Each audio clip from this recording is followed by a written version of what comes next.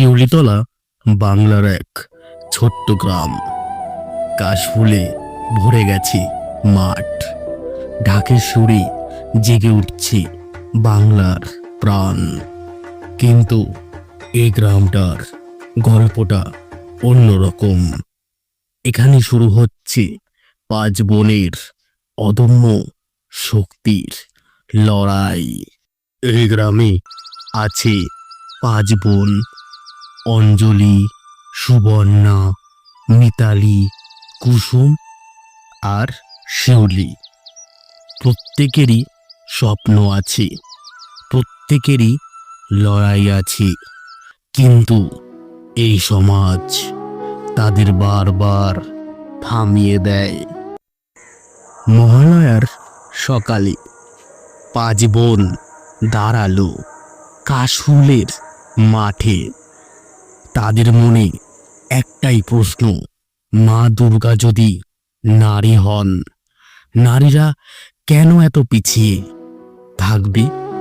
কাশফুল দুলল, যেন উত্তর দিল, তোমরা হারবে না, তোমরাই বাংলার শক্তি।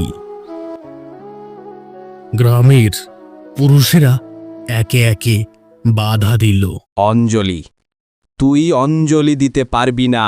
সুবর্ণা, চাকরির স্বপ্ন ভুলে যা। মিতালি, গান গাওয়া মেয়েদের সাজে না, গান গাইতে নেই। কুসুম, স্কুলে যাওয়ার দরকার নেই, মেয়েদের পড়াশুনো শিখে কি হবে? হ্যাঁ শিউলি, তোর যেটা কাজ সংসারে সেটাই কর, কেমন?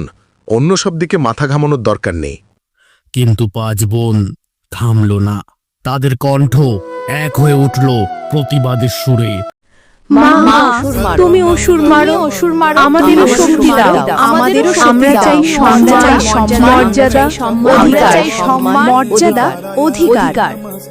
আমি চাকরির স্বপ্ন ছাড়ব না, আমি আর পিছিয়ে থাকব না। আমি আবার গাইব, আমি আবার স্কুলে ফিরব। আমরা নারীরা আর পিছিয়ে থাকব না, আমরা কোনো অংশে পিছিয়ে নেই। সেই মুহূর্তে ঢাক নিজে থেকেই বেজে উঠল। প্রতিমার চোখে যেন ঝিকমিক করে উঠল জল। ঠিক তখনই এলো নাঝিল। সে আলাদা, সে নারীর পাশে দাঁড়ায়। সে বলল, মা দুর্গা যদি নারীর শক্তির প্রতীক হন, তবে প্রতিটি নারীর সম্মান রক্ষা করা আমাদের দায়িত্ব। গ্রাম জুড়ে ছড়িয়ে পড়ল সেই বার্তা।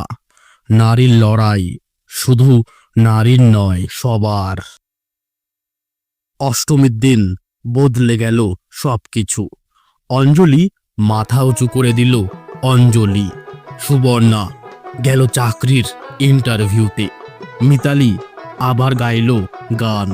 কুসুম বই হাতে ফিরল স্কুলে। শিউলি ঘোষণা করল, আমরা নারীরা কোনো অংশেই পিছিয়ে নেই। গ্রামের মানুষ বুঝল, নারীর সম্মান মানেই সমাজের সম্মান। কাশফুল দুলল, গঙ্গার হাওয়া বইল, ঢাক, কাসর, শঙ্খ মিলিয়ে উঠল একটাই সুর। দুর্গাপুজো মানেই নারীর শক্তির উৎসব।